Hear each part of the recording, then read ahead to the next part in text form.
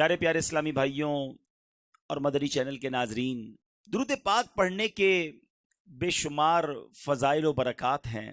مصطفیٰ جان رحمت، شمع بزم ہدایت صلی اللہ تعالی علیہ وسلم کے بہت سارے فرامین، بہت ساری احادیث فضائل درود میں ملتی ہیں۔ ایک بڑا خوبصورت واقعہ ہے جو دور مصطفیٰ صلی اللہ تعالی علیہ وسلم میں پیش آیا۔ ماجرا کچھ یوں تھا کہ میرے آقا مدینے والے مصطفیٰ صلی اللہ تعالی علیہ وسلم اپنے صحابہ کے ساتھ کسی سفر پر جا رہے تھے۔ راستے میں یہ اعلان کیا گیا کہ قافلے کو پڑاؤ دیا جائے، بریک لیا گیا۔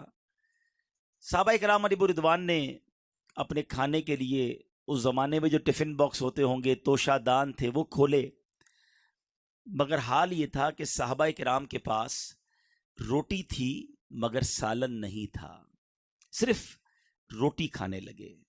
اب ذرا سوچئے کہ یہ وہ لوگ ہیں جو میرے آقا کے ساتھی ہیں اور یہ غزوے میں شرکت کے لیے جا رہے تھے، جان دینے کے لیے گویا جا رہے ہیں، مگر حال یہ ہے کہ صرف روٹی ہے، سالن نہیں ہے۔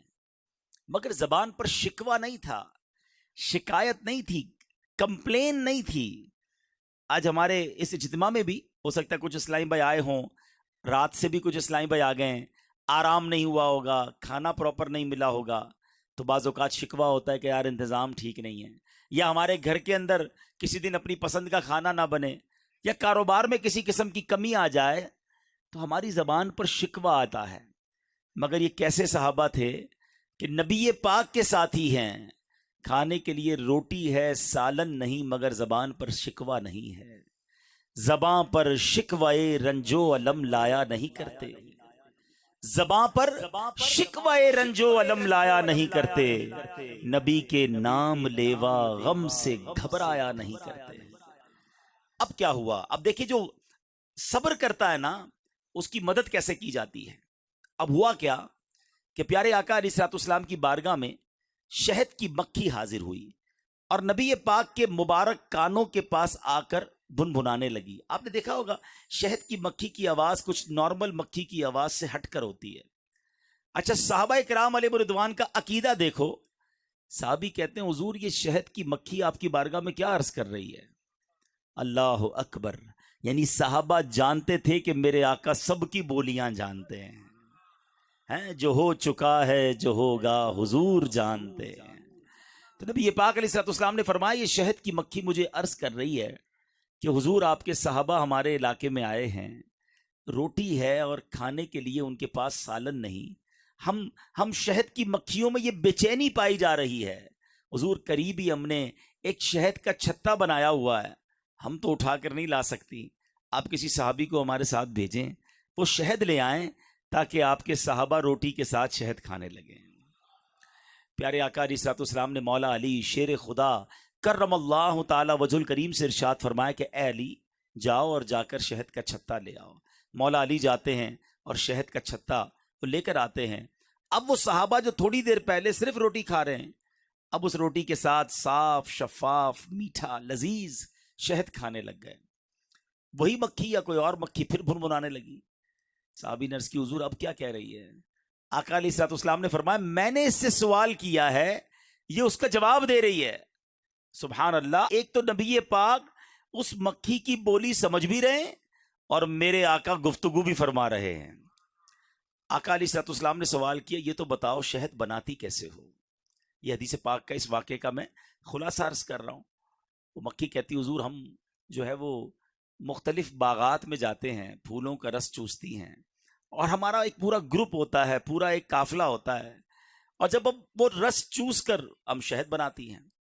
نبی پاک علیہ الصلوۃ والسلام نے بڑا کمال کا سوال فرمایا، اچھا آپ کو بھی یہ ایکسپیرینس ہوا ہوگا کہ کبھی کبھی گلاب کی پتی ہم کھائیں تو وہ تو کھائی جاتی ہے، مگر چنبیلی اور باقی پھول تو بڑے کڑوے ہوتے ہیں۔ آقا نے فرمایا کہ پھولوں کا رس تو کڑوا بھی ہوتا ہے، کوسیلا بھی ہوتا ہے، پھیکا بھی ہوتا ہے، یہ سب مل ملا کر شہد جیسا میٹھا کیسے ہو جاتا ہے؟ شہد کی مکھی عرض کرتی حضور بات یہ ہے کہ جب ہم پھولوں کا رس چوس لیتی ہے نا، جب واپس چھتے کی طرف ٹریول کر رہی ہوتی ہیں، واپس آ رہے ہوتے ہیں، تو ہمارا ایک سردار ہوتا ہے، اس پورے قافلے کا ایک لیڈر ہوتا ہے، اور جو یہاں پر کسان موجود ہوں گے، کھیتی باڑی کرنے والے، یا جن کا شہد کے حوالے سے کچھ معلومات ہے، تو آج سائنس بھی بتاتی ہے کہ یہ پورا جو چھتا ہے اس کا پورا فلسفہ کوئین بی، ملکہ مکھی کے گرد گھومتا ہے۔ وہ ایک ملکہ مکھی ہوتی ہے جس کے آرڈر پر وہ ساری مکھیاں چلتی ہیں۔ آج سائنس نے پہچانا ہے، اس مکھی نے 1450 سال پہلے عرض کیا تھا، حضور ہمارا ایک قافلے کا امیر ہوتا ہے، جب ہم واپس آتے ہیں یا رسول اللہ وہ آپ پر درود پڑھنا شروع کر دیتا ہے، اور حضور اس کی دیکھا دیکھی جتنی مکھیاں ہیں سب آپ پر درود بھیجتی ہیں۔ یا رسول اللہ یہ کوئی اور کمال نہیں ہے، یہ آپ پر درود کی برکت ہے کہ پھولوں کا کڑوا پھیکا رس جو ہے وہ شہد جیسا میٹھا ہو جاتا ہے۔ شہد میں شفا بھی ہے نا، سارے حکیم کہتے ہیں کیوں نہ شفا ہو جو بنتا ہی نبی پاک کے درود کی برکت سے ہو، تو اس میں کیوں نہ برکت ہو۔ اب علماء کرام نے یہ واقعہ نقل کرنے کے بعد بڑی پیاری بات ارشاد فرمائی، کیا خوبصورت مدنی پھول ہمیں عطا فرمائے۔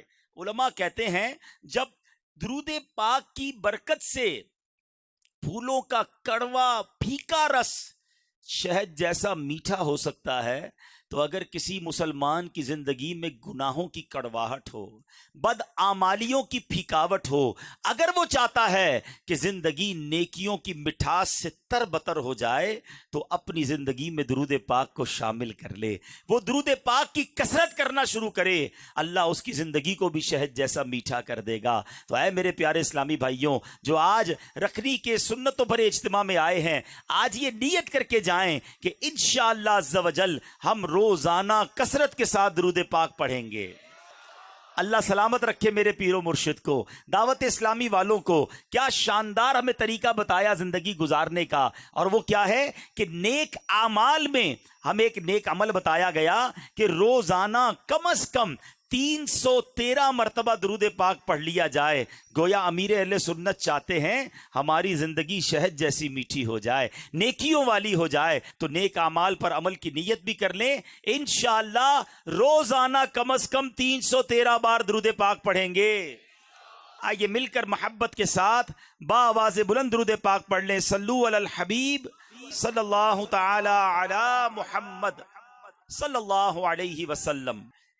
پیارے اسلامی بھائیوں اور مدنی چینل کے ناظرین، آج جس موضوع پر سنتوں بھرے بیان میں نے آپ سے کچھ باتیں عرض کرنی ہیں، آج ایک ایسی حقیقت پر بات کریں گے کہ جو دنیا کا ہر مذہب مانتا ہے، دنیا کی ہر قوم جانتی ہے، مرد ہو یا عورت، بوڑھا ہو یا جوان، پڑھا لکھا ہو یا جاہل، پاکستانی ہو یا افریقی، امریکی ہو یا یورپی، کسی بھی رنگ و نسل سے تعلق رکھتا ہو، کسی بھی مذہب سے تعلق رکھتا ہو، دنیا میں یہ ایک ایسی حقیقت ہے جس کو کوئی نہیں ٹھکراتا، ہر بندہ عقل والا ہے وہ مانتا ہے۔ اور وہ حقیقت کیا ہے؟ وہ حقیقت ہے موت، وہ حقیقت ہے ڈیتھ۔ ہم سب نے مرنا ہے، یہ سب جانتے ہیں۔ کوئی مذہب، کوئی انسان یہ نہیں کہتا کہ نہیں جناب مرنا نہیں ہے، سب کو پتا ہے کہ جو دنیا میں آیا ہے اس نے مرنا ہے۔ لیکن عجب بات یہ ہے کہ اس پر بات بہت تھوڑی کی جاتی ہے، اس کا ذکر بہت تھوڑا کیا جاتا ہے۔ ہم زندگی کے بارے میں تو بہت بات کرتے ہیں، بچپن میں کیا کیا، بڑھاپے میں کیا کریں گے، جوانی کیسے گزارنی ہے، بہت ساری پلاننگز پر ڈسکس ہوتی ہیں۔ مثال دیتا ہوں، کسی کو 10 15 20 دن کے لیے کہیں جانا ہو، اس کے لیے بڑی باتیں ہوتی ہیں، سامان کون سا ہوگا، لے کر کیا جانا ہے، کرنسی کون سی لے جانی ہے، بیرون ملک جانا ہو تو ویزا کی تیاری مہینوں پہلے سے شروع ہوتی ہے۔ یاد رکھیں دنیا کا سفر اس کی ڈیٹ ہم ڈیسائیڈ کرتے ہیں، کب جانا ہے، کتنے دن کے لیے جانا ہے ہم طے کرتے ہیں، اور پھر اس کی تیاری کا وقت بھی ہمیں پتا ہوتا ہے۔ مگر جس سفر کی میں بات کر رہا ہوں اس کی ڈیٹ طے تو ہے مگر پتا نہیں ہے، ہاں وقت طے ہے، ہمیں معلوم نہیں ہے، لیکن اس کی تیاری کے لیے کوئی تیار بھی نہیں ہے، اس کے لیے بات کرنے کے لیے کوئی تیار نہیں ہے۔ کبھی ایسا ہوتا ہے ہم دوستوں میں بیٹھیں اور بیٹھ کر یہ بات کریں کہ یار مرنا بھی ہے، اس کی کیا تیاری کرنی ہے، قبر میں کیا ہوگا، آخرت میں کیا ہوگا، اس کے لیے میں نے کیا سامان تیار کیا ہے۔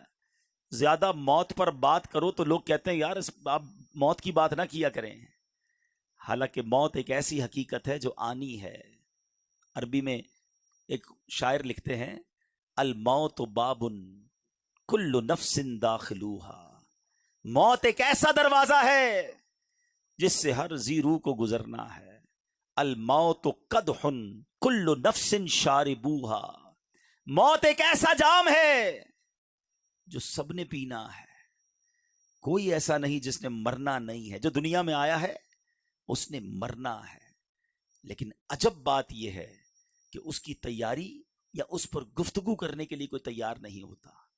اے پیارے اسلامی بھائیوں، یہ زندگی تو تھوڑی ہے نا، وہ زندگی بڑی ہے. اس دنیا میں کم رہنا ہے، اس دنیا میں زیادہ رہنا ہے، تو پھر کیوں نہ ادھر کی بات کریں.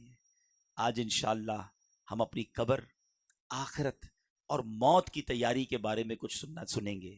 یاد رہے کہ وقت بھی مقرر ہے اور مقام بھی مقرر ہے. کبھی کبھی آپ کے ساتھ ایسا ہوتا ہوگا، ہم سب کے ساتھ ہوتا ہے کہ ہم کہیں سفر پہ ہوتے ہیں، راستے میں ہوتے ہیں، گھر سے نکلتے ہیں، اچانک کوئی ایکسیڈنٹ ہوتے ہوتے رہ جاتا ہے ہمارا ہی ہے.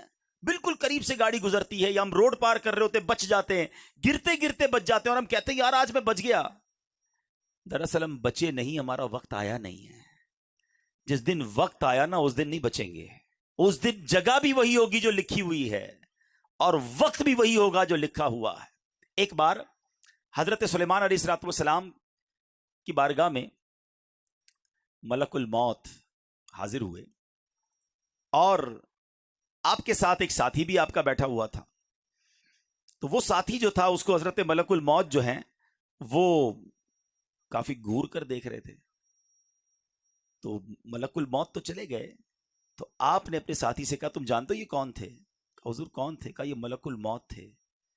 کہا لگتا ہے میری روح قبض کرنے آ گئے حضرت. آپ ایسا کریں، آپ کی تو ہواؤں پر حکومت ہے، آپ ہوا کو حکم دیں کہ فوراً مجھے یہاں سے ہندوستان بھیج دیں. آپ نے ہاتھ اٹھائے اور دعا فرمائی، ہوا نے اس شخص کو سفر کروا کے ہندوستان بھیج دیا. کچھ دنوں کے بعد ملک الموت پھر حاضر ہوئے.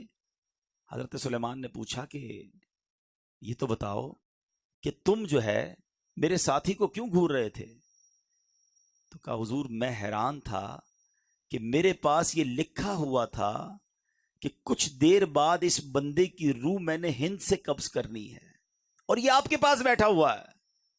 اللہ اکبر. تو آپ نے فرمایا میں نے ہی تو دعا کی اور یہ ہند پہنچا اور پھر اگلے لمحے انہوں نے ہند سے اس کی روح قبض کر لی. تو اس کا مطلب یہ ہوا کہ وقت بھی لکھا ہوا ہے اور مقام بھی طے ہے. یہ آگے پیچھے نہیں ہو سکتا ہے، ہمیں نہیں پتا ہے. ہو سکتا ہے آج ہم میں سے کسی کی موت ہو جائے. اس بات کو تو آپ مانتے ہیں نا کہ ہم میں سے کوئی آج بھی دنیا سے جا سکتا ہے؟ کوئی ہے جس کے پاس یہ گارنٹی ہو کہ گھر تک خیر سے پہنچوں گا؟ کسی کو نہیں پتا. آگاہ اپنی موت سے کوئی بشر نہیں، سامان 100 برس کا ہے، پل کی خبر نہیں. لیکن کمال یہ ہے کہ پل کی خبر نہیں ہے مگر کل کی پلاننگ ہے، برسوں کی پلاننگ ہے، مرنے کی پلاننگ نہیں ہے. حالانکہ جس قبر میں میں اور آپ جائیں گے وہاں کیا کچھ ہوگا، ایک واقعہ آپ کو سناتا ہوں. بڑا رکت انگیز واقعہ ہے اور اس واقعے سے ہمیں بہت سارے عبرت کے مدنی پھول سیکھنے کو ملیں گے.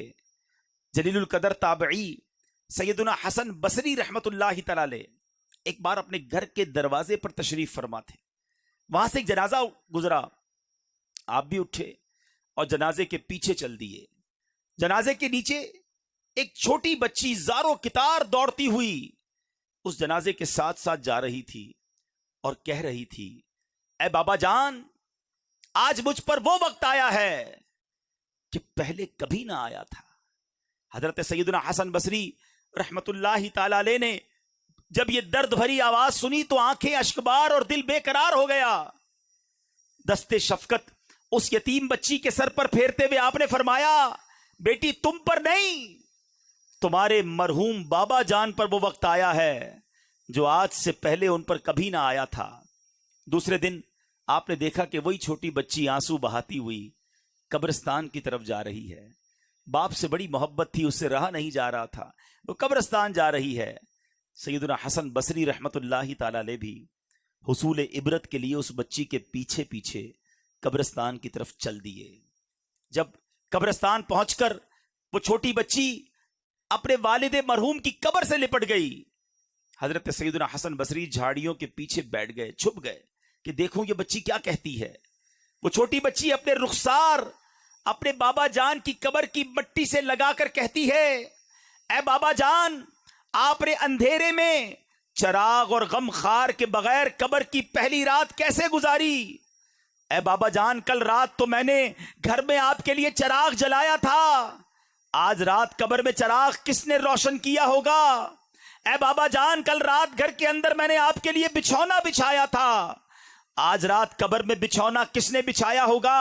اے بابا جان، کل رات گھر کے اندر میں نے آپ کے ہاتھ پاؤں دبائے تھے، آج رات قبر میں آپ کے ہاتھ پاؤں کس نے دبائے؟ اے بابا جان، کل رات گھر کے اندر میں نے آپ کو پانی پلایا تھا، آج رات قبر میں آپ کو کس نے پانی پلایا؟ اے بابا جان، کل میں نے آپ کے جسم پر چادر اڑائی تھی، آج رات آپ کو قبر میں کس نے چادر اڑائی؟ اے بابا جان، کل تو آپ کو جب بھوک لگی تھی تو میں نے آپ کو کھانا پیش کیا تھا، آج رات قبر میں جب آپ کو بھوک لگی تو کس نے کھانا دیا ہوگا؟ سیدنا حسن بصری غم کی ماری اور اس دکھیاری بچی کی یہ باتیں سن کر رو پڑے، قریب آئے اور کہا، بیٹی اس طرح نہیں بلکہ یوں کہو، اے بابا جان، دفن کے وقت آپ کا چہرہ قبلہ رخ کیا گیا تھا، کیا اب بھی آپ کا چہرہ اس حالت پر ہے یا آپ کا چہرہ پھیر دیا گیا ہے؟ اے بابا جان، آپ کو صاف ستھرا کفن پہنایا گیا تھا۔ اے عاشقان رسول، ذرا اپنا سر جھکا کر آنکھیں بند کر کے اپنے بارے میں سوچو، جب ہم قبر میں جائیں گے تو ہمیں بھی ہمارے دوست قبر میں ایک چہرہ تو قبلہ رو کر دیں گے نا، کفن تو صاف ستھرا پہنائیں گے، مگر اس کے بعد کیا ہو سکتا ہے؟ سیدنا حسن بصری کہتے ہیں، اپنے والد سے یہ پوچھو کہ بابا جان، کل تو آپ کو صاف ستھرا کفن پہنا کر دفنایا گیا تھا، کیا اب بھی وہ صاف ستھرا ہے؟ اے بابا جان، آپ کو قبر میں صحیح اور سالم بدن کے ساتھ رکھا گیا تھا، کیا اب بھی جسم سلامت ہے یا اسے کیڑوں نے کھا لیا ہے؟ اے بابا جان، علماء فرماتے ہیں قبر کی پہلی رات بندے سے ایمان کے بارے میں سوال کیا جائے گا تو کوئی جواب دے گا، کوئی مایوس رہے گا، آپ نے اس سوال کا درست جواب دیا یا آپ ناکام رہے ہیں۔ اے بابا جان، سنا ہے علماء سے بعض مردوں پر قبر کشادگی کرتی ہے، بعض پر تنگی کرتی ہے، آپ بتائیے آپ پر قبر نے تنگی کی یا کشادگی کی؟ اے بابا جان، علماء فرماتے ہیں کہ کسی میت کے کفن کو جنتی کفن سے اور کسی کے کفن کو جہنم کی آگ کے کفن سے بدل دیا جاتا ہے، تو آپ کے کفن کو آگ سے بدلا گیا یا جنتی کفن سے؟ اے بابا جان، کل جب میں آپ کو پکارتی تھی تو آپ مجھے جواب دیتے تھے، آج میں کتنی بد نصیب ہوں کہ قبر کے سرانے کھڑی ہو کر پکار رہی ہوں، مگر مجھے آپ کے جواب کی آواز سنائی نہیں دیتی۔ اے بابا جان، آپ تو مجھ سے ایسے جدا ہوئے کہ قیامت تک دوبارہ نہیں مل سکتے، اے خدائے رحمان، قیامت کے میدان میں مجھے اپنے بابا جان کی ملاقات سے محروم نہ کرنا۔ سیدنا حسن بصری رحمت اللہ تعالی کی یہ باتیں سن کر وہ بچی عرض گزار ہوئی، اے میرے سردار، آپ کے نصیحت آموز کلمات نے مجھے خواب غفلت سے بیدار کر دیا ہے۔ اے پیارے اسلامی بھائیوں، بظاہر تو یہ ایک واقعہ ہے، مگر یہ قبر کا سفر ہم سب نے کرنا ہے۔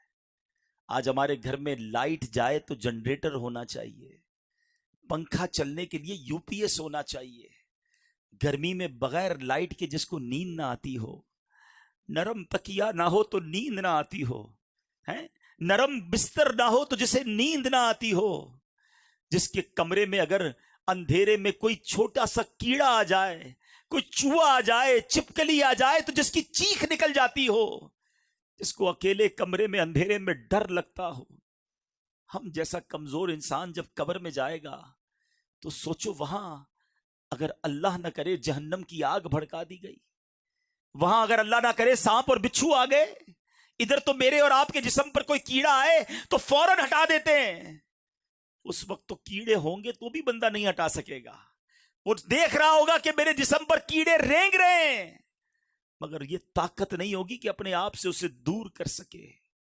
اے میرے پیارے اسلامی بھائیوں اور مدنی چینل کے ناظرین، آپ کا کبھی نہ کبھی تو قبرستان جانے کا اتفاق ہوا ہوگا نا، یہ جو قبریں اوپر سے ساری ایک جیسی دکھائی دیتی ہیں، اندر سے ایک جیسی نہیں ہوتی ہیں۔ دنیا میں اگر آپ کسی ایک کالونی میں جائیں، غریبوں کی آبادی میں جائیں، تو مکان دیکھ کر پتہ چل جاتا ہے غریب رہتے ہیں ادھر۔ امیر کے علاقے میں جائیں تو کوٹھیاں دیکھ کر سمجھ آ جاتا ہے کہ ان کوٹھیوں میں امیر اور سکون سے رہنے والے رہ رہے ہیں۔ مگر قبروں کو دیکھ کر پتہ نہیں چلتا، دکھتی ساری ایک جیسی ہیں، مگر ہر قبر کی داستان جدا ہے۔ کوئی تو قبر میں جنت کی نعمتیں لوٹ رہا ہے، کوئی تو قبر میں جلوائے مصطفیٰ میں گم ہے، کسی کی قبر میں تو جنت کی کھڑکی کھلی ہوئی ہے، کوئی تو اپنی قبر میں نم کا نومت العروس کے مزے لوٹ رہا ہے، کسی کو تو قبر ایسے دبا رہی ہے جیسے ماں گود میں اپنے بچے کو پیار سے دباتی ہے۔ مگر اسی قبرستان میں کوئی قبر ایسی بھی ہوتی ہے پیارے اسلامی بھائیوں، جس میں سانپ اور بچھو اس قبر والے کو عذاب دے رہے ہوتے ہیں۔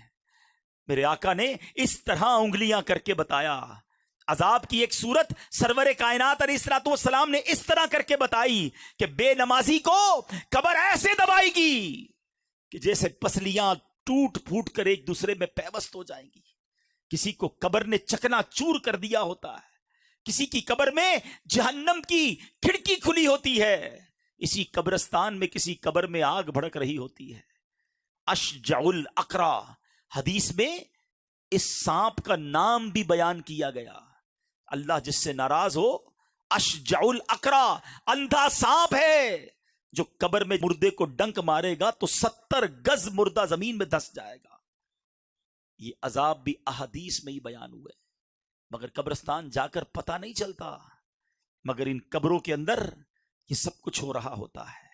ذرا سوچئے، جو رمضان کے روزے جان بوجھ کر برباد کرنے والا تھا، رمضان کی راتوں میں گلیوں کے اندر کرکٹ وغیرہ کھیلوں کے ذریعے مسلمانوں کی عبادتوں یہ نیند میں خلل ڈال کر تکلیف پہنچانے اور دل آزاری اس کا سبب بننے والا تھا، جو روزہ رمضان کا فرض ہونے کے باوجود ادا نہ کرتا، زکوٰۃ فرض ہونے کے باوجود ادائیگی میں بخل کرتا، حرام روزی کمانے والا تھا، سود اور رشوت کا لین دین کرنے والا تھا، لوگوں کے قرضے دبا دینے والا تھا، شراب پینے والا تھا، جوا کھیلنے والا تھا، شراب اور جوئے کے اڈے چلانے والا تھا، مسلمانوں کی بلا اجازت شرعی دل آزاریاں کرنے والا تھا، مسلمانوں کو ڈرا دھمکا کر بھتہ وصول کرنے والا تھا، تاوان کی خاطر مسلمانوں کو اغوا کرنے والا تھا، چوری کرنے والا تھا، ڈاکہ ڈالنے والا تھا، امانت میں خیانت کرنے والا تھا، زمینوں پر ناجائز قبضے کرنے والا تھا، بے بس کسانوں کا خون چوسنے والا تھا، اقتدار کے نشے میں ہو کر لوگوں پر ظلم کرنے والا تھا۔ وہ سوچے کہ جب وہ قبر میں جائے گا تو پھر اس کا کیا حال ہوگا، وہ کیسے اللہ کی بارگاہ میں جواب دے سکے گا، عذاب قبر سے وہ کیسے چھٹکارا پا سکے گا۔ ذرا سوچئے میرے پیارے اسلامی بھائیوں، سیدی اعلیٰ حضرت امام اہل سنت قبر کی اسی رات کے بارے میں ہمیں سمجھا رہے ہیں۔ ارے یہ بھیڑیوں کا بن ہے، شام آ گئی سر پر، کہاں سویا ہے مسافر، ہائے کتنا لا ابالی ہے، اندھیرا گھر اکیلی جان،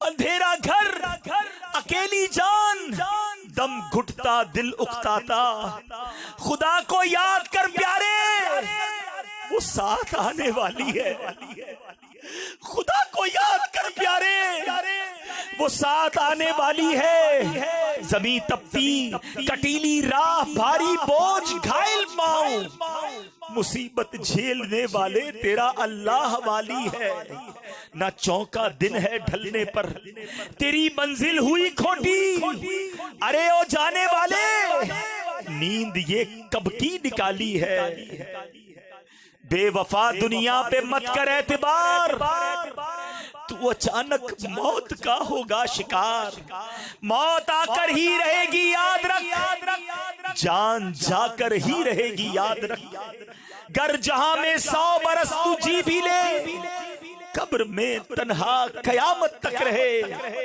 جب فرشتہ موت کا چھا جائے گا، پھر بچا تجھ کو نہ کوئی پائے گا. موت آئی پہلوان بھی چل دیے. کدھر گئے جن کے کرو فر تھے؟ کدھر گئے جن کے باڈی گارڈ تھے؟ کدھر گئے جن کی آگے پیچھے لوگ گھومتے تھے، جو کہتے تھے مجھ سے آنکھیں نہ ملایا کرو، میرے سامنے کوئی کھڑا نہیں رہ سکتا، میں چوٹی کی طرح مسل دیتا ہوں، میرے سامنے اونچی آواز میں بات نہ کرنا، تمہارا بیڑا غرق کر دوں گا، تم میرا کچھ نہیں بگاڑ سکتے. جن کے پیر زمین پہ نہیں رہتے تھے وہ آج کدھر گئے؟ موت آئی پہلوان بھی چل دیے، خوبصورت نوجوان بھی چل دیے. دبدبا دنیا ہی میں رہ جائے گا، زور تیرا خاک میں مل جائے گا. تیری طاقت، تیرا فن، عہدہ تیرا کچھ نہ کام آئے گا، سرمایہ تیرا. بندہ کہتا ہے پیسے ہونے چاہیے، زندگی پرسکون گزرے گی، اتنے پیسہ جمع کر لوں پھر سکون سے جیوں گا. مگر جب قبر میں جائیں گے نا تو کوئی تجوری نہیں ہوگی، کفن میں کوئی جیب نہیں ہوگا، یہ سارا سرمایہ ادھر ہی رہ جائے گا. اور اگر اللہ ناراض ہوا تو میں اکیلا قبر میں کیا کروں گا؟ سوچو، تیری طاقت، تیرا فن، عہدہ تیرا. اے عہدوں کے پیچھے بھاگنے والوں، کوئی سیٹ مل جائے، کوئی عہدہ مل جائے، ایسی فائل آگے بڑھاؤں کہ چیئرمین بن جاؤں، کسی سوسائٹی کا صدر بن جاؤں، کسی طرح کوئی سیٹ مل جائے، کتنے دن اس کرسی کے مزے کرو گے؟ تیری طاقت، تیرا فن، عہدہ تیرا کچھ نہ کام آئے گا، سرمایہ تیرا. قبر روزانہ یہ کرتی ہے پکار. سنو قبر روز کیا پکار رہی ہے، قبر روزانہ یہ کرتی ہے پکار. مجھ میں ہے کیڑے مکوڑے بے شمار، یاد رکھ میں ہوں اندھیری کوٹھڑی، تجھ کو ہوگی مجھ میں سن وحشت بڑی، میرے اندر تو اکیلا آئے گا. آج بندہ کہتا ہے میں اکیلا کہیں نہیں جاتا، سب جگہ دوست چاہیے، گھومنے پھرنے کے لیے دوست چاہیے، جدھر جاتا ہوں میرے سنگی، میرے بیلی، میرے دوست ساتھ ہوتے ہیں. قبر میں کوئی ساتھ نہیں آئے گا. ہاں کاندھوں پر اٹھائیں گے، قبر میں قبرستان لے جائیں گے، جب قبر میں لٹائیں گے نا، وہی دوست جو آج میری اور آپ کی ہوا کا انتظام کرتے ہیں، وہی بیٹے، وہی ملازم جو مجھے اور آپ کو سکون پہنچانے کی کوشش کرتے ہیں، جب قبر میں ڈال دیں گے نا تو کہیں گے ذرا صحیح مٹی ڈالو، دیکھو کوئی سوراخ باقی نہ رہ جائے، ایک روشنی کی راہ بھی نہیں باقی رکھیں گے، اور سب منو مٹی ڈال کر ہمیں اکیلے چھوڑ کر آ جائیں گے. سنو، قبر کہتی ہے میرے اندر تو اکیلا آئے گا، میرے اندر تو اکیلا آئے گا، ہاں مگر امان لیتا آئے گا. نرم بستر گھر پہ ہی رہ جائیں گے، وہ والا تکیہ چاہیے، نرم بستر چاہیے، میرا پسند کا مجھے چادر چاہیے، نرم بستر گھر پہ ہی رہ جائیں گے، تجھ کو فرش خاک پر دفنائیں گے. گپ دیری قبر میں جب جائے گا، بے عمل بے انتہا گھبرائے گا، کام مالو زر نہ کچھ آئے گا، غافل انسان یاد رکھ پچھتائے گا.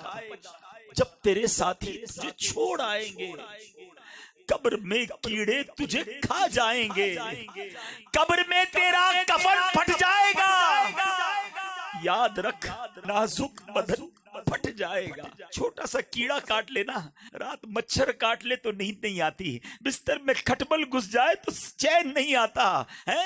ایک ڈنک مارنے کے بعد ہم کتنے دنوں تک الرجی کی دوائیں کھاتے رہتے ہیں. ذرا سوچو جب جسم پھٹے گا تیرا ایک ایک بال تک جھڑ جائے گا، خوبصورت جسم سب سڑ جائے گا، آہ ابل کر آنکھ بھی بہ جائے گی، کھال ادھڑ کر قبر میں رہ جائے گی.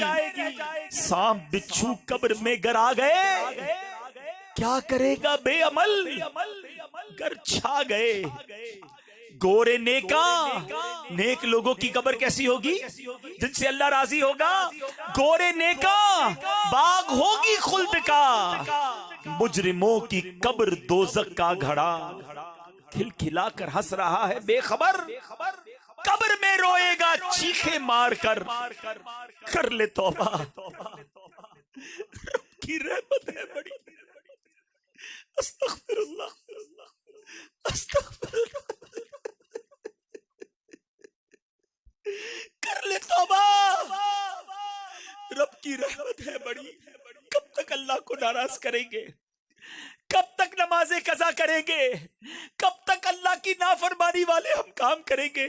ارے آج بھی مر سکتے ہیں، کون آئے گا بچانے؟ قبر میں آؤ، اس اجتماع میں توبہ کرو، کر لے توبہ، رب کی رحمت ہے بڑی۔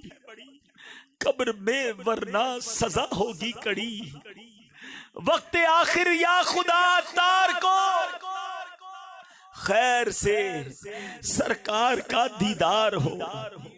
اے میرے پیارے اسلامی بھائیوں، قرآن مجید فرقان حمید ہماری موت کے بارے میں کیا رہنمائی فرماتا ہے؟ سنو، اللہ فرماتا ہے ہر جان موت کا مزہ چکھنے والی ہے، اور قیامت کے دن تمہیں تمہارے اجر پورے دیے جائیں گے۔ اور جو آیت کا اگلا حصہ ہے نا، خدا کی قسم یہی اصل بات ہے۔ لوگ کہتے ہیں یار جس کا گھر بڑا ہو وہ کامیاب ہے، جس کے پاس بڑی گاڑی ہے وہ کامیاب ہے، جو خوبصورت ہے وہ کامیاب ہے، جو طاقتور ہے وہ کامیاب ہے، جس کی شہرت ہے وہ کامیاب ہے۔ نہیں جناب، سنو قرآن کیا کہتا ہے، کامیاب کون ہے؟ اللہ کہہ رہا ہے فَمَنْ زُحْزِحَ عَنِ النَّارِ وَأُدْخِلَ الْجَنَّةَ فَقَدْ فَازَ۔ اللہ فرماتا ہے جسے آگ سے بچا لیا گیا اور جنت میں داخل کر دیا گیا وہ کامیاب ہو گیا۔ ارے وہی تو کامیاب ہے۔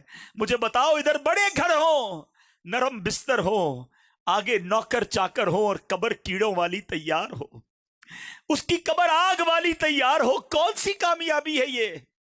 ادھر ساری دنیا جانتی ہو، ساری دنیا میں شہرت ہو، اور ادھر فرشتے مارنے کے لیے تیار کھڑے ہو، یہ کون سی کامیابی ہے؟ ادھر بینک بیلنس بھرے ہوئے ہوں، ہیرے جواہرات کے ڈھیر لگے ہوئے ہوں، کروڑوں کا میں مالک ہوں، اور ادھر اگر نامہ اعمال خالی ہے تو یہ کون سی کامیابی ہے؟ ادھر دنیا والے میرے نام سے راضی ہوں اور ادھر رب ہی مجھ سے ناراض ہو، یہ کون سی کامیابی ہے؟ خدا کی قسم کامیابی یہ ہے، چاہے مجھے کوئی نہ پہچانے، میرا رب مجھ سے راضی ہو جائے، میرے آقا مجھ سے راضی ہو جائیں، چاہے دنیا میں چھوٹا سا گھر ہو، مگر جس قبر میں جاؤں وہ میرا جنت کا باغ بن جائے۔ کامیابی تو یہ ہے، چاہے دنیا میں سختیوں والی زندگی گزرے مگر قیامت کے دن مجھے اللہ کے عرش کا سایہ مل جائے۔ اصل کامیابی تو وہ ہے، ارے چاہے یہاں میرے اکاؤنٹ میں پیسے تھوڑے ہو جائیں مگر میرے نیکیوں کا اکاؤنٹ بھرا ہوا ہو، میرے نامہ اعمال میں نیکیاں زیادہ ہوں۔ اصل کامیابی تو یہ ہے، چاہے مجھے یہاں بڑی بڑی محفلوں میں، بڑے بڑے پروگراموں میں، بڑی جگہوں پہ نہ بلایا جاتا ہو، مگر جب قیامت کے دن جنت میں جانے والوں کا اعلان ہو اور میرا نام پکارا جائے کہ میرے بندے کھڑا ہو اور جنت میں چلا جا، جسے آگ سے بچایا گیا۔ پھر سنو یہ آیت کا جز، خدا کی قسم یہ یاد کر لو کہ کامیاب کون ہے۔ قرآن بتا رہا ہے، اللہ فرماتا ہے فَمَنْ زُحْزِحَ عَنِ النَّارِ وَأُدْخِلَ الْجَنَّةَ فَقَدْ فَازَ۔ اللہ فرما رہا ہے جو آگ سے بچا کر جنت میں داخل کر دیا گیا وہی کامیاب ہے۔ اللہ آج کے اجتماع میں ہم تجھ سے دعا کرتے ہیں، ہمیں آگ میں مت ڈالیو مالک۔ گناہ گار ہوں میں لائق جہنم ہوں، گناہ گار ہوں میں لائق جہنم ہوں، کرم سے بخش دے مجھ کو، دے سزا یا رب، کرم سے بخش دے مجھ کو، نہ دے سزا یا رب، میں کر کے تو پلٹ کر گناہ کرتا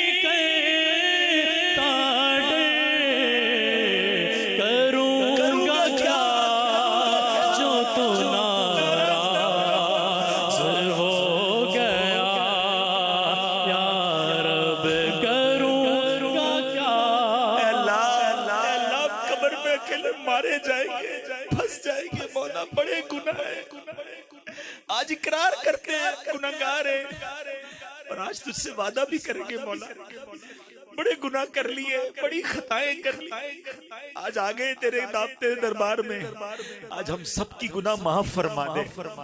کتنے خوش نصیب ہوں گے جن کو آگ سے بچا کر جنت میں داخل کر دیا جائے گا۔ اے اللہ قیامت میں جن خوش نصیبوں کو تو آگ سے بچا کر جہنم سے بچا کر جنت میں داخل کرے، ان خوش نصیبوں میں ہمارا نام بھی شامل فرما دے۔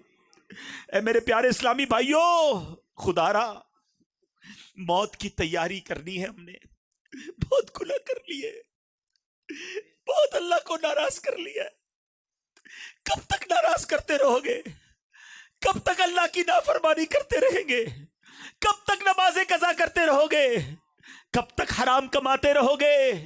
کب تک حرام دیکھتے رہیں گے؟ خدا را میرے پیارے اسلامی بھائیوں، مدری چینل کے ناظرین، اگر میرا کوئی بھائی مدری چینل کے ناظرین میں سے کوئی بھی ایسا جو نماز قضا کر رہا ہے، جو روزوں میں غفلت کر رہا ہے، جو اپنی زکوٰۃ پوری ادا نہیں کرتا، جو حرام روزی کماتا ہے، خدا نہ خواستہ کسی پر ظلم کر رہا ہے، کسی کا مال دبایا ہوا ہے، کسی کی زمین پر قبضہ کیا ہے، آج بدل کر جانا ہے۔ کیا پتہ یہ زندگی کا آخری موقع ہو، اللہ نے موقع دیا ہے آج توبہ کرنے کا۔ ہم نے علماء سے سنا ہے کہ جہاں 40 مومن جمع ہو جائیں وہاں اللہ کا ایک ولی ہوتا ہے۔ پتہ نہیں کتنے اولیاء کرام بیٹھے ہوں، کتنے اللہ کے نیک بندے بیٹھے ہوں۔ آج آئے ہو نا، آج اللہ سے معافی مانگ کر جانا۔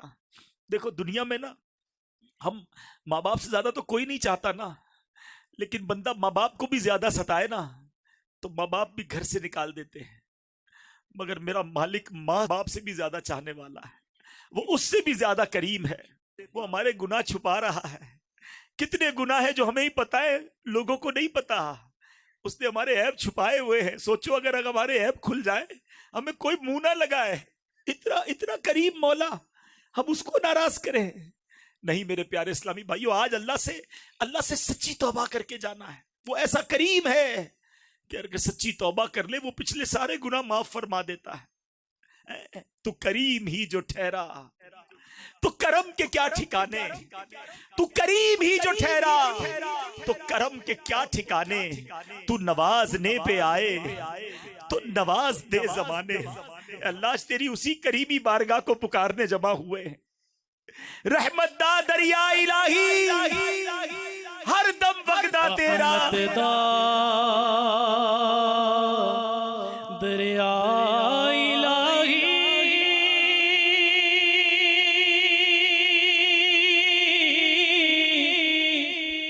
ہر دم وگدا تیرا،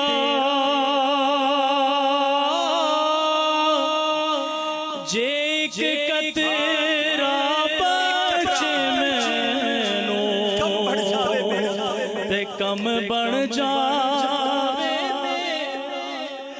عدل کرے کہ تھر تھر کم، عدل کرے تے تر تر کمر،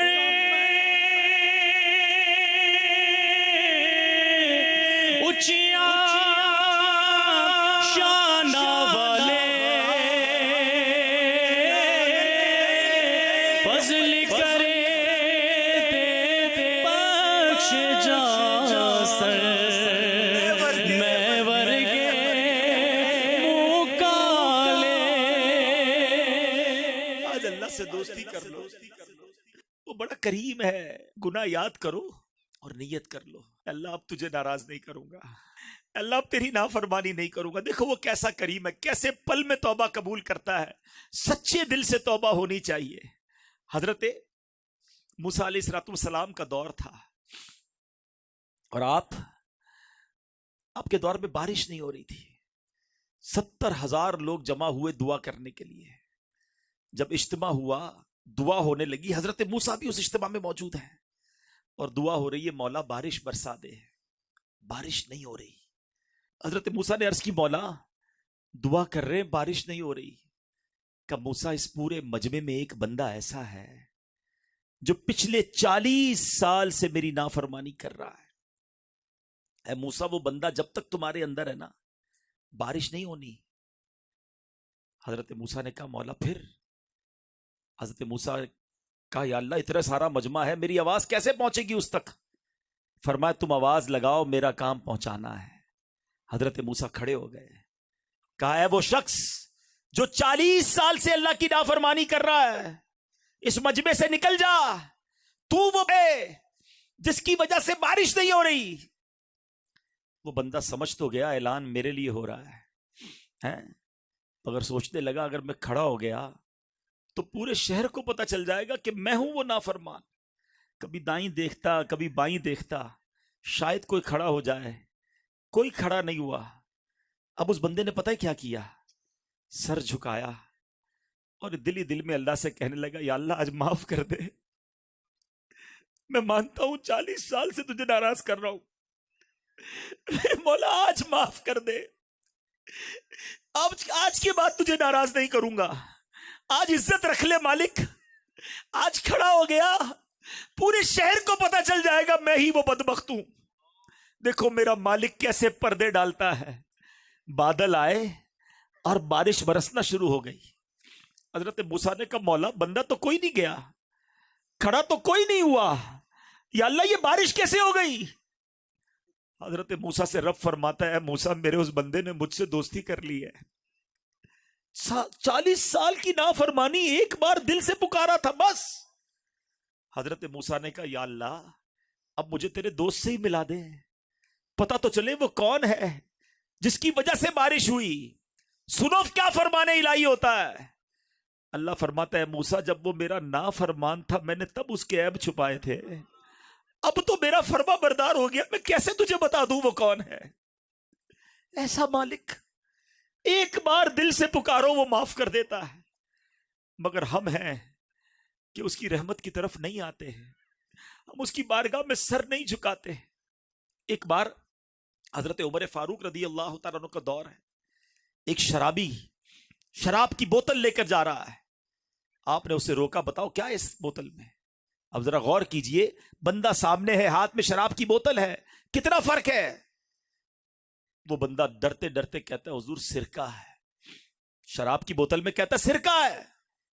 حضرت عمر نے کہا مجھے دکھاؤ. حضرت عمر کا ایک جلال ہے، آپ کا ایک روب ہے. اب وہ سمجھ گیا کہ آج تو پکڑا گیا، مارا گیا. سوچے کتنا وقفہ ہوگا. وہ گناہگار دل ہی دل میں کہتا ہے مولا آج بچا لے، آج عمر سے بچا لے. اللہ اب شراب نہیں پیوں گا، آج معافی مانگتا ہوں تجھ سے. سیکنڈ ہی لگے ہوں گے نا، کتنی دیر کا وقفہ ملا اسے. مگر وہ دل کی گہرائیوں سے اس نے پکارا. اس نے جب بوتل حضرت عمر کی طرف بڑھائی نا، پیارے اسلامی بھائی وہ بوتل شراب سے سرکے میں بدل چکی تھی. یہ ہے میرا مالک، یہ ہے اس کی رحمت. وہ چاہتا ہے میں اور آپ بخشے جائیں، اس کی رحمت چاہتی ہے ہم بخشے جائیں، مگر ہم ہے کہ اسے راضی کرنے کی طرف نہیں آتے. مومن جو ہے نا، جو عاشق رسول ہوتا ہے، وہ تو انتظار کرتا ہے موت کا. گناہگار ڈرتا ہے کہ وہاں مار پڑنی ہے، لیکن جب عاشق رسول جائے گا تو پھر کیا ہوگا؟ شاعر کہتے ہیں قبر میں سرکار آئیں گے نا. سیدی اعلیٰ حضرت سے پوچھو. بریلی کے تاجدار کہتے ہیں جان دے دو وعدہ دیدار پر. جان دے دو، ادھر تو دیدار ہونا ہے. جان دے دو وعدہ دیدار پر، نقد اپنا دام ہو ہی جائے گا.